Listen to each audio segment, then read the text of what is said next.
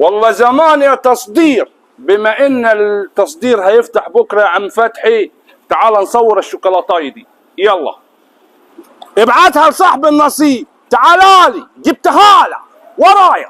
318 اي، جنوط سبور، حساسات خلفيه، بصمه برا، بصمه جوا، شاشه، كاميرا خلفيه، تحكم في الطاره، تكييف خلفي، والمقاعد الاماميه كهرباء.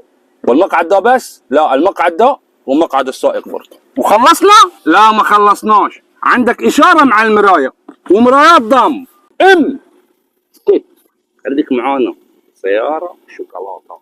الستيكر ده تاع الوكاله وعليها علامه الامكت، ودي تشيكات الوكاله. خليجيه السياره. سياره ام كت، فابريكا بالكامل، اعلى مواصفات خليجيه. سياره عدادها 86,000 كيلو. يا تلحقها يا ما تلحقهاش. استخدام دكتور جنسيه هنديه، يعني الناس دي بتلمس كف لميس، مش زي احنا عبيله واديله بيتخانق مع الدركسيون. لميس.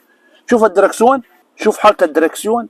السياره ما تعرفهاش من مشيها، انت لسه هتمشي وتجرب تعرفها من شكل الدركسيون. حاله ولا بدنجانه. بي ام ليد، يعني ايه؟ حاجه تبارك الرحمن. ده الكشاف الاصلي، كشافات اللي دي. لا والصالون بتاعها حكايه، بيتكلم يا راجل زي الجلابيه السكه الحديد الصعيد الصوف الاصلي.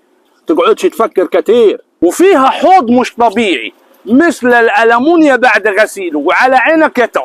خش مسيره ماشي 86,000 كيلو، يعني هيكون ايه حوضها غير كده؟ وده مش غسيل، ده هوكه. سياره ماكينه 1400 تربو الماني، كتر الكلام عليها كتير. يا ناصر عايز حته بي ام 318 اي بس تكون وكاله، مفيش عندك؟ لا انا جبت لك 318 اي ام كت اعلى حاجه. يا تلحقها دي تشوف لك مصلحه، غربلها لهم.